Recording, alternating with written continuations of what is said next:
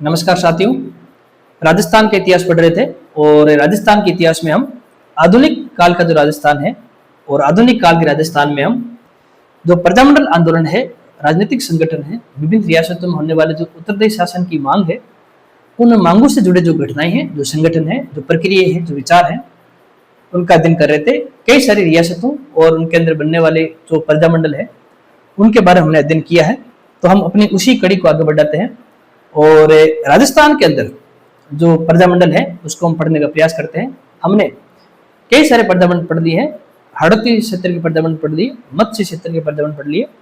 राजस्थान की 4 रियासतें जैसे जयपुर, जोधपुर, जो आपके मेवाड़ और बीकानेर रियासत जो भारतीय संघ में विलय होने पर स्वतंत्र रहने की आपकी स्थिति में थी, उनको भी देखा है।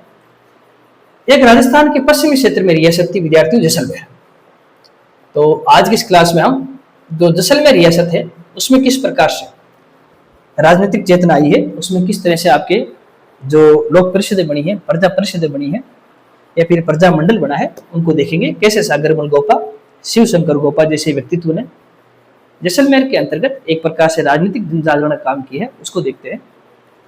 राजस्थान की आप जितने भी रियासतें देखते हो विद्यार्थियों, उन रियासतों में जो सबसे कठिन परिस्थितियां हैं, चाहे वो सामाजिक स्तर की हो, चाहे वे आर्थिक स्तर की हो, चाहे धार्मिक स्तर की हो या फिर लोकतांत्रिक प्रक्रियाओं में आगे बढ़ने की स्थिति हो, सब में हमें कहीं न कहीं पिछड़े हुई जो हमें क्षेत्र नजर आ रहा है वो है जैसलमेर। इसे राजस्थान का अंडमान निकोबार भी कहा गया था। पंडित जवाहरलाल नेहरू ने तो इसके पिछड़ेपन की वजह से एक तरह से हम कह सकते हैं कि दूसरी हमारे जो रियासतें हैं उनसे ये पिछड़ रही हैं, तो उस संदर्भ में हमें ये नाम सुनाई दिखाई देता है कि इसे राजस्थान का अंडमान निकोबार कहा जा रहा है। पंडित जवाहरलाल नेहरू ने इसे 8वां आश्चर्य कहा था, 8वां अजूबा कहा था। जाहिर सी बात है, यहाँ इतने संसाधन नहीं है प्राचीन काल से ही, तो संसाधन नहीं होने की वजह से ये जो रियासत है अलग अलग स्तरों में, अलग अलग क्षेत्रों में थोड़ी सी अन्य रियासतों के मुकाबले में पिछड़ी हुई नजर आती है। लेकिन फिर भी जब दूसरी आपकी स्थिति में राजस्थान की रियासतें लोकतांत्रिक प्रक्रियाओं से गुजर रही थी, तो उन लोकतांत्रिक प्रक्रियाओं की गूंज हमें जैसलमेर जो आपकी रियासत है वहां भी नजर आई। तो जो राजस्थान का अंडमान निकोबार है या फिर पंडित जवाहरलाल नेहरू के शब्दों में कहें तो 8वां अजूबा है, 8वां आश्चर्य है। यहाँ कैसे आपके राजनीतिक जनजागरण पैदा हुआ उसकी हम बात करेंगे। जैसलमेर के अंदर विद्यार्थी एक महारावल थे शालिवाहन द्वितीय। शालिवाहन द्वितीय के समय एक घटना घटित हुई थी जिनका सवाल आपके परीक्षा में पूछा जा चुका है। इनके समय विद्यार्थियों, विशेष तौर से जो आपके व्यापारी वर्ग हैं और व्यापार वाणिज्य जुड़े हुए हैं, माहेश्वरी समुदाय से जुड़े हुए लोग हैं, उनके समाज में एक प्रथा चलती थी, लाड़ी प्रथा। और ये लाड़ी प्रथा से माहेश्वरी समाज आपको जुड़ा हुआ था। और महारावल शालिवाहन द्वितीय ने क्या किया, इस प्रथा से ही अपने राज्य की आर्थिक स्थिति मजबूत करने के लिए इस प्रथा पर टैक्स लगा दिया, इस पर कर लगा दिया। यह सवाल पूछा गया था आपसे कि लाड़ी प्रथा पर टैक्स के विरोध में किस रियासत में आंदोलन किया गया था, तो वो जैसलमेर रियासत थी। अब क्योंकि लाड़ी प्रथा पर टैक्स लगा दिए गए हैं, आपके 1896 के आसपास की घटना है। और जैसे ही आपकी लाड़ी प्रथा पर टैक्स लगाया है, इससे वहां का जो माहेश्वरी समाज है, जो व्यापारी वर्ग है, वो दुखी था और इसने ये जो कर व्यवस्था है उसका आपके विरोध किया। उनको ऐसा लगा कि उनकी सामाजिक और धार्मिक मान्यताओं पर तो प्रहार है ही है।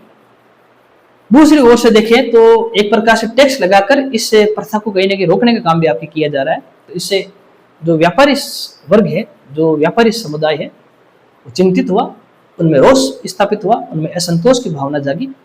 और इस घटना का सबसे बुरा परिणाम नजर हमें तब आता है जब इस घटना से इस पूरी कर व्यवस्था जो की होकर व्यापारी वर्ग जैसलमेर रियासत से पलायन कर जाते हैं। क्योंकि व्यापारी वर्ग एक प्रकार से जैसलमेर में आर्थिक विकास में भामाशाह की भूमिका निभाते थे, कई सारे रोजगार उपलब्ध करवाते थे, कई सारे लोग आजीविका के रूप में इनसे जुड़े हुए थे, इन पर निर्भर थे। लेकिन जैसे ही विद्यार्थियों ये आपके व्यापारी वर्ग है और ये इस लाड़ी प्रथा पर लगे टैक्स के विरोध में जैसलमेर से पलायन कर जाते हैं, तो उससे जैसलमेर रियासत जो पहले से ही आर्थिक और शैक्षणिक रूप से पिछड़ी हुई थी, वो और आपके हमें पतन की ओर जाती हुई दिखाई देती है। क्योंकि अब राज्य को आर्थिक रूप से मजबूत करने वाले व्यापारी वर्ग ही वहां नजर नहीं आ रहा है। तो लाड़ी प्रथा पर टैक्स लगाना ये शालिवाहन द्वितीय की उस समय की एक ऐसी हम कह सकते कि योजना थी, ऐसा निर्णय था जिसने रियासत को निश्चित रूप से, राजनीतिक रूप से तो नहीं हम कह सकते, लेकिन आर्थिक रूप से, सामाजिक रूप से एक प्रकार से पतन की ओर ले जाने वाला काम आपके किया था। इसके बाद विद्यार्थियों जो रावल जवाहर सिंह है, अब जैसलमेर रियासत में जो जितनी भी घटनाएं घटती हैं एकीकरण तक, वो सारी सारी घटनाएं आपके महारावल जवाहर सिंह तक घटती है। क्योंकि अगर महारावल आप जवाहर सिंह का कालक्रम देखेंगे तो विद्यार्थी 1914 से लेकर 1949 तक नजर आता है, और इन्हीं के काल में हमें जैसलमेर के अंतर्गत राजनीतिक चेतना का प्रारंभ दिखाई देता है, राजनीतिक चेतना की गूंज सुनाई देती है। 1915 में अंदर विद्यार्थियों यहाँ पर एक संगठन बना सर्वहितकारिणी वाचनालय, इसका नाम आप याद रखेंगे। 1915 के अंतर्गत इन्हीं के कार्यकाल में एक संगठन बना सर्वहितकारिणी वाचनालय। अब आपको पहली दृष्टि में लग रहा होगा कि कोई पुस्तकालय होगा जहां पर कुछ सामान्य सी बातें पढ़ी जाएगी, पढ़ाई जाएगी, पर ऐसा है नहीं। जो सर्वहितकारिणी वाचनालय है, इसने राष्ट्र स्तर का जो साहित्य है, जो राष्ट्रवाद से जुड़ा साहित्य है, उत्तरदायी शासन से जुड़ा साहित्य है, उसको आम लोगों तक उपलब्ध करवाया। न केवल उपलब्ध करवाया बल्कि इन सारी राजनीतिक प्रक्रियाओं के बीच लोगों के मन मस्तिष्क में बोने का काम किया सर्वहितकारिणी वाचनालय। इसलिए जब भी जैसलमेर रियासत के अंतर्गत राजनीतिक चेतना की बात की जाएगी, जैसलमेर रियासत में राजनीतिक जन चेतना की, जन जागृति की बात की जाएगी, तो जो उसका प्रारंभिक जो आपके द्वार है, उसका जो प्रारंभिक बिंदु है, वहां पर जो संस्था बैठी हुई नजर आएगी वो है सर्वहितकारिणी वाचनालय। ये जो संगठन हमारे लिए इसलिए भी महत्वपूर्ण हो जाता है क्योंकि एक 15 वर्षीय बालक सागरमल गोपा, खूब आपने इनका नाम सुना है, सागरमल गोपा को इसका मंत्री बनाया जाता है। और सागरमल गोपा तो निश्चित रूप से क्रांतिकारी व्यक्तित्व है, इसमें कोई दोहराई नहीं है, जिन्होंने देश की सुरक्षा के लिए, अपनी रियासत में उत्तरदेश शासन की स्थापना के लिए अपने प्राणों की आहुति दे दी थी, जिनके बारे में हम आगे पढ़ेंगे। और अब तो सागरमल गोपा को इसका मंत्री बनाया गया था। और जैसी एक क्रांतिकारी व्यक्तित्व है, एक नवयुवक किसी संगठन से जुड़ता है और वो नवयुवक संगठन सकारात्मक राजनीति करता है, तो जाहिर सी बात है वो संगठन और अधिक विस्तृत रूप से आगे बढ़ता है, अपने कार्यों को और तेजी से आगे लागू करता है।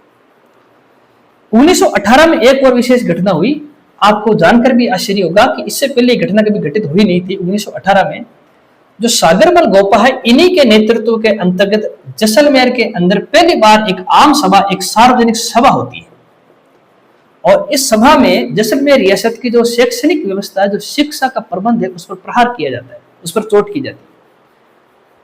क्योंकि शैक्षणिक दृष्टि से, शिक्षा की दृष्टि से पिछड़ा हुआ था जैसलमेर, और रियासत के अंदर शिक्षा के गिरता स्तर पर चिंता व्यक्त की है इस आम सभा के अंदर।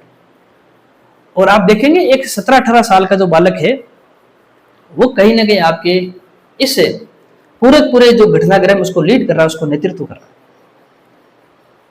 तो सागरमल गोपा को इसीलिए विद्यार्थियों जैसलमेर के अंतर्गत है, और न केवल जैसलमेर बल्कि राजपूताना के क्षेत्र में, भारतीय क्षेत्र में हम एक मजबूत व्यक्तित्व के रूप में याद करते हैं, क्योंकि शुरुआत से ही आपके जैसलमेर में राजनीतिक चेतना का आपके काम कर रहे थे।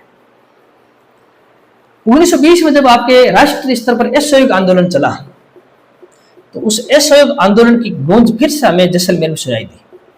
और जैसलमेर के अंदर इस असहयोग आंदोलन के दौरान ही खादी भंडार की स्थापना की गई। खादी जो राष्ट्रीयता का प्रतीक था, स्वदेशी का प्रतीक था, ब्रिटिश शासन के विरोध का प्रतीक था, आम जन से जुड़ा हुआ मुद्दा था और गांधीवादी विचारों से प्रेरित था। तो वो भी हमें यहाँ दिखाई देता है जब खादी भंडार की स्थापना विद्यार्थी जैसलमेर में होती है। 1930 में एक और महत्वपूर्ण घटना घटित होती है, जब पंडित जवाहरलाल नेहरू का जन्म दिवस होता है 14 नवंबर को। तो उस समय पंडित जवाहरलाल नेहरू कुछ अस्वस्थ हो गए थे, तो उस समय पंडित जवाहरलाल नेहरू के स्वास्थ्य की कामना करने के लिए, उनके विचारों को जैसलमेर की रियासत में प्रसारित करने के लिए जवाहर दिवस मनाया जाता है। तो पंडित जवाहरलाल नेहरू के नाम से ही जो जवाहर दिवस उनके जन्म दिवस पर मनाया गया है 1930 में, वो और कहीं नहीं विद्यार्थियों आपके जैसलमेर प्रजामंडल में मनाया गया था। इसके बाद विद्यार्थियों हमें 3 ऐसे नाम नजर आते हैं जिनके बारे में हमने खूब सुना है। जैसे एक नाम हमें पढ़ लिया, सागरमल गोपा। इनके बाद में मेहता रघुनाथ सिंह, और मेहता रघुनाथ सिंह के साथ में आपके आइदा। इन्होंने राजनीतिक गतिविधियों को आगे बढ़ाया। तो सागरमल गोपा हो गए, सागरमल गोपा के साथ थे आपके रघुनाथ सिंह मेहता, और इनके साथ जो तीसरे व्यक्तित्व थे वो थे आपके आइदा। उन्होंने राजनीतिक गतिविधियों को आपके तेज किया जैसलमेर के अंदर। हालांकि इन तीनों को फिर बाद में गिरफ्तार भी कर लिया जाता है, बाद में छोड़ भी दिया जाता है। इन्होंने राजनीतिक सुधारों की मांग की और प्रारंभिक रूप से लोगों को एकत्रित करने का काम किया। 1932 में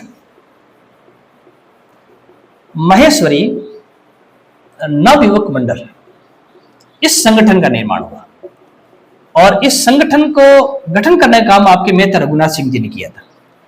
इसमें नवयुवकों को जोड़ा गया, राजनीतिक गतिविधियों से जोड़ा गया, राजनीतिक विचारों से जोड़ा गया, आधुनिक प्रक्रियाओं से जोड़ा गया, लोकतांत्रिक संस्थाओं से जोड़ा गया।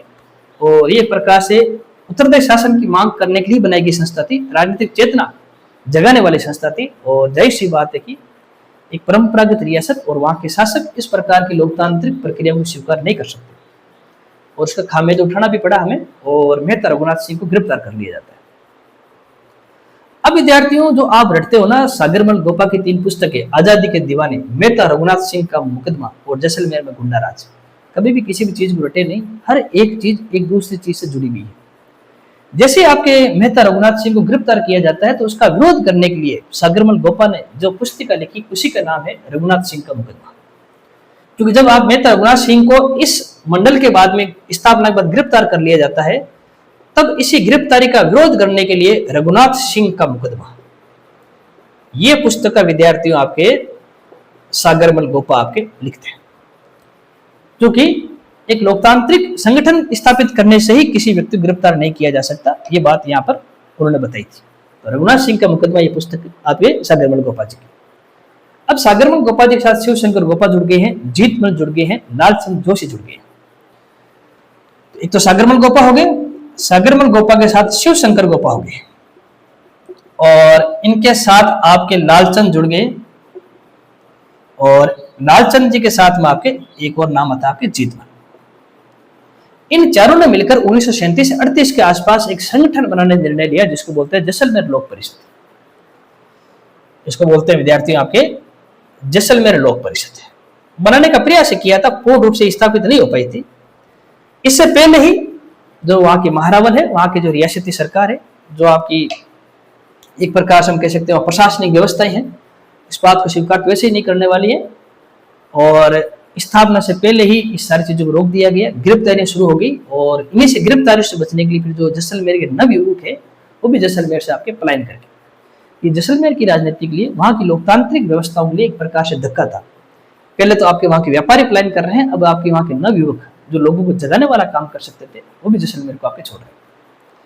और जैसे ही विद्यार्थी नवयुवक आपके जैसलमेर को छोड़ते हैं तो फिर वो अलग अलग स्थानों पर चले जाते हैं। जैसे कुछ नवयुवक आपके हैदराबाद चले जाते हैं, और कुछ नवयुवक विद्यार्थी आपके नागपुर चले जाते हैं, और हैदराबाद और नागपुर के अंतर्गत फिर वो जैसलमेर प्रजामंडल को स्थापित करते हैं। हालांकि जैसलमेर प्रजामंडल विधिवत रूप से स्थापित फिर 1942 में होगा, वो भी जोधपुर में होगा, मिठालाल व्यास करेंगे, लेकिन एक प्रकार से हम कह सकते हैं कि प्रवासी जैसलमेर प्रजामंडल स्थापित करने का प्रयास आपके शुरुआत में हैदराबाद और नागपुर में की गई थी। और ये वाला हालांकि परीक्षा में प्रश्न आ जाए आपको तो 1945 लिखना है, ये तो शुरुआती स्तर में प्रयास किया गया था। हालांकि ये प्रयास भी आपके सफल नहीं हुआ है, स्थापित करने का प्रयास हुआ, लेकिन उसका कहीं पर हमें कोई राजनीतिक रूप से हमें कोई ज्यादा लाभ नजर नहीं आता जैसलमेर की दृष्टि से। तो केवल ध्यान रखना कि हैदराबाद और नागपुर में जैसलमेर प्रजामंडल स्थापित करने का प्रयास आपके किया गया था। और जब ये प्रयास किया गया तो इसकी गूंज फिर से जैसलमेर तब सुनाई दी जब जैसलमेर में फिर से कई सारे आपके नवयुवकों को, राजनीतिक विचार से जुड़े व्यक्तियों को गिरफ्तारी की जाने लगी, और जैसलमेर में एक प्रकार से गुंडाराज आ गया था। उसी चीज का विरोध करने के लिए सागरमल गोपा जी ने एक और पुस्तक लिखी, जैसलमेर में गुंडाराज। तो जैसलमेर में जो गुंडाराज ये पुस्तक है, ये पुस्तक भी विद्यार्थी आपके सागरमल गोपा जी की। और एक और पुस्तक भी आप यही याद रख लीजिए, आजादी के दीवाने। आजादी के दीवाने ये पुस्तक भी विद्यार्थी आपके हम कह सकते हैं कि जो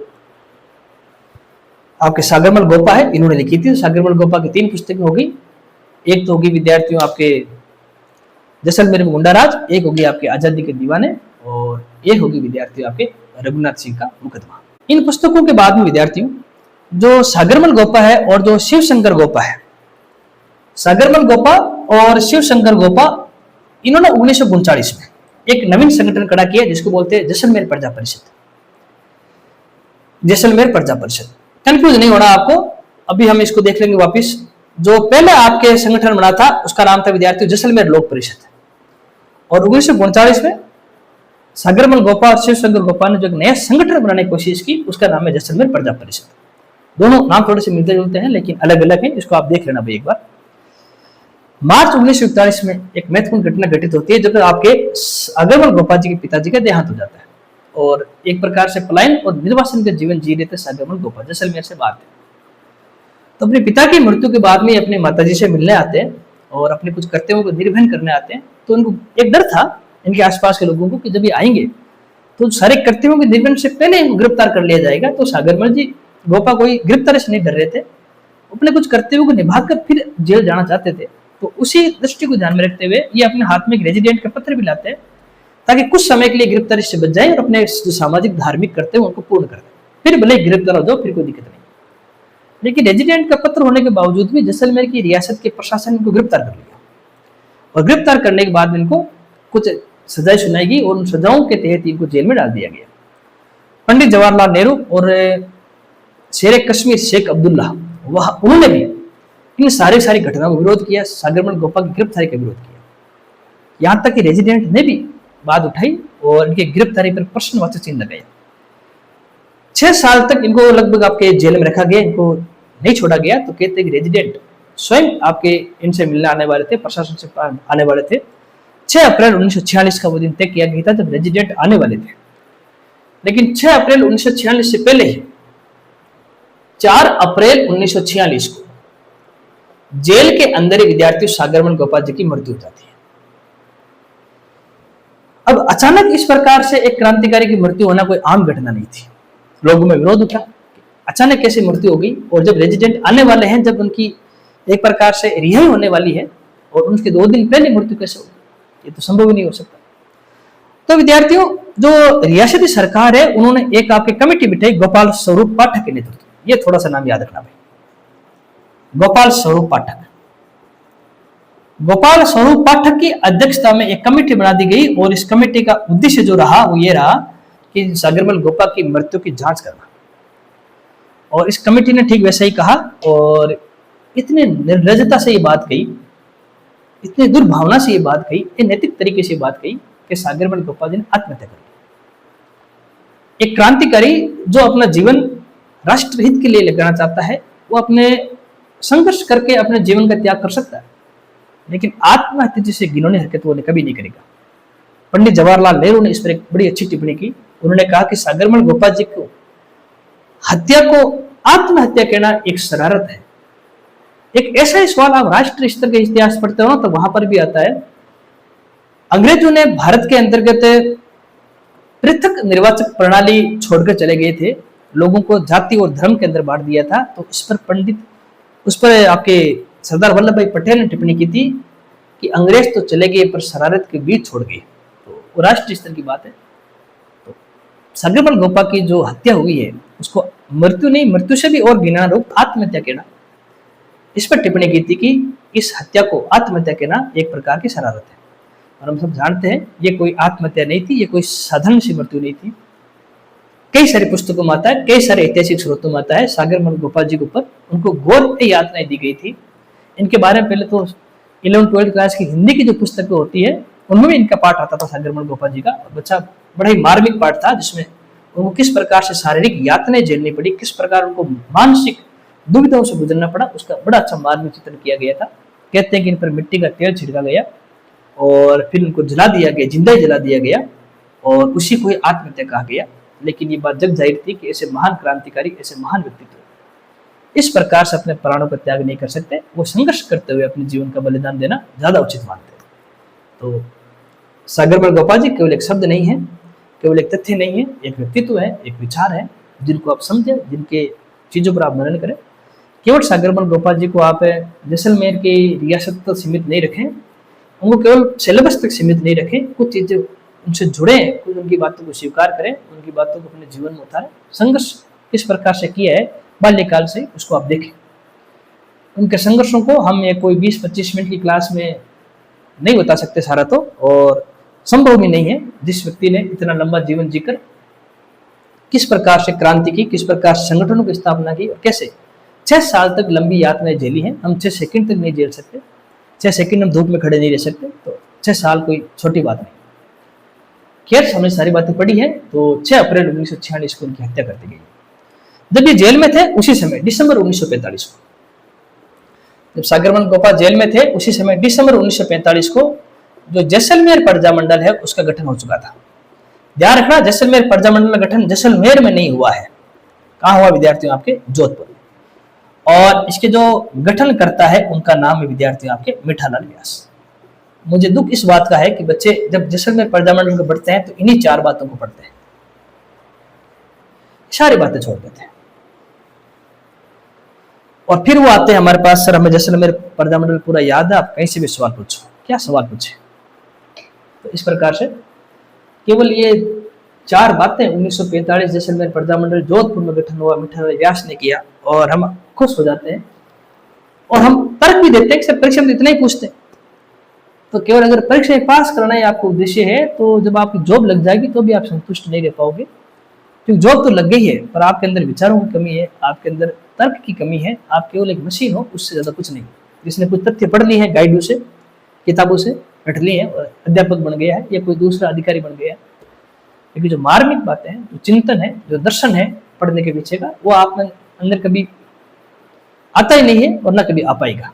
वो तभी आएगा जब आप चीजें अच्छी तरीके से पढ़ोगे। मैं ये नहीं कहता हूँ कि मैंने पढ़ाया अच्छा, नहीं, ऐसा नहीं है।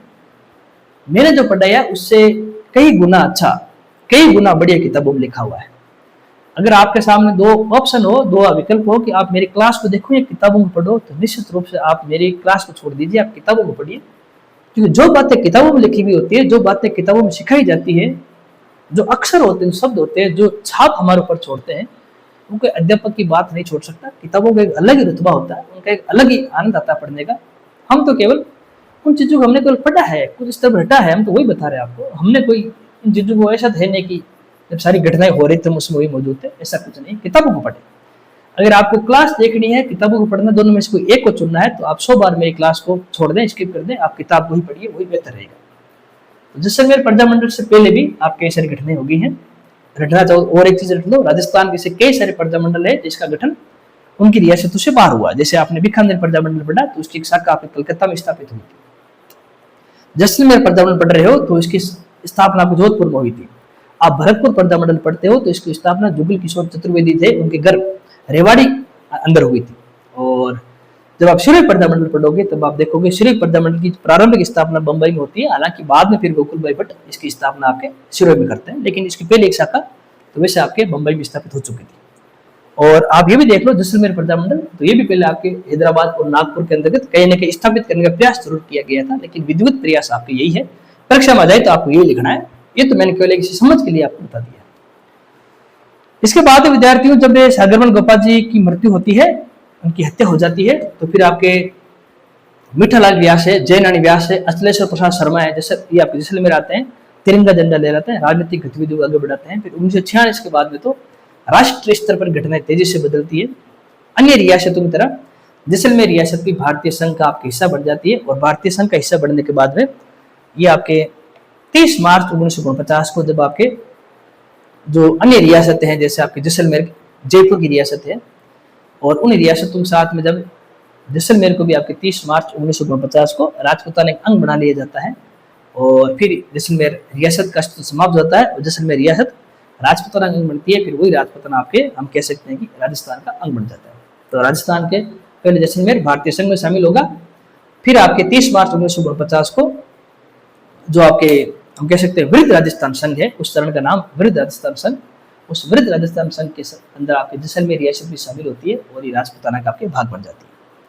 तो इस प्रकार से विद्यार्थी जैसलमेर की कुछ बातें। एक बात ये याद रखना, जैसलमेर के अंदर एक समाचार पत्रिका निकली थी 1920 के आसपास। उस पत्रिका का नाम था विजय। इसको थोड़ा सा देख लेना भाई अलग से। इसे विजय नामक समाचार पत्र ने 1920 के अंदर जैसलमेर में लोकप्रिय हासिल की थी, और इसने राजनीतिक चेतना को बढ़ाने का काम भी आपके किया था। एक याद ये रखना विद्यार्थियों के जब आप देखते हो जैसलमेर लोक परिषद बनी है, जैसलमेर प्रजा परिषद बनी है, जैसलमेर प्रजा मंडल बना है, माहेश्वरी नवयुक्त मंडल बना है, खादी भंडार बना है, सर्व हितकारिणी वाचनालय की स्थापना हुई है, सारे के सारे जनता से जुड़े संगठन।